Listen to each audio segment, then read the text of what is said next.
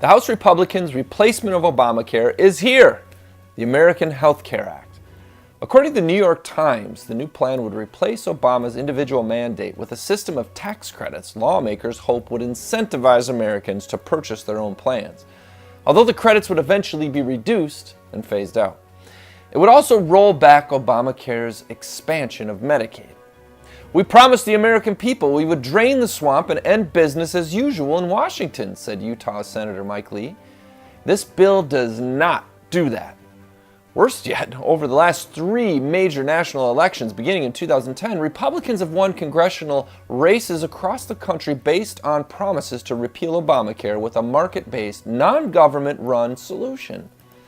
Lee added that the proposal is exactly the type of backroom dealing and rushed process that we criticize Democrats for, and it is not what we promised the American people. Have you ever heard of Jonathan Gruber? He's the MIT economist who was once considered to be the intellectual architect behind Obamacare. In 2009, Nancy Pelosi was quoting him publicly and endorsing his published opinions regarding this enormous American debacle. Later in 2014, Gruber candidly declared that the legislation was written in a way that was designed to deceive the American people and to exploit the, quote, stupidity of the American voter.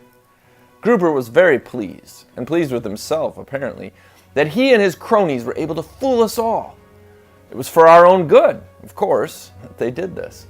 You see, in the socialist mind, the progressive agenda is good for Americans, but Americans are just too dense to see it as clearly as socialists do. So-called liberals are therefore reluctant to let the rest of us make our own decisions. This reluctance leads them to lie to us for our own good, and we now see both parties are guilty of it. Let me ask this simple question. Do you believe that government is a truth teller? Do you believe that government intervention in the marketplace makes the market more efficient and just? Do you believe that government is the solution to our economic problems? If you do, then maybe Jonathan Gruber is right. Maybe you need someone like him, or your favorite political party, to lie to you for your own good. But if you believe, as Ronald Reagan said, the government itself is the problem, you would expect that the party of Reagan, the party that has just won a sweeping victory, would use that victory to undo the farce of Obamacare.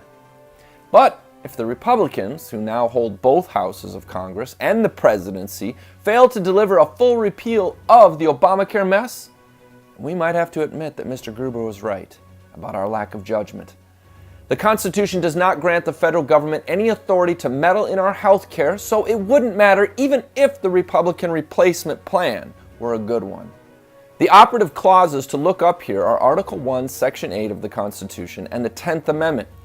It will only take you about 6 minutes to read and understand that any replacement of Obamacare is more than just a Republican betrayal for American health care. It is a dangerous and tyrannical trespass into the American homes and lives. Make no mistake, repealing Obamacare is the Congress's duty, and to replace it is the action of tyrants. This is Jake McCauley with the Institute on the Constitution, bringing you the American View.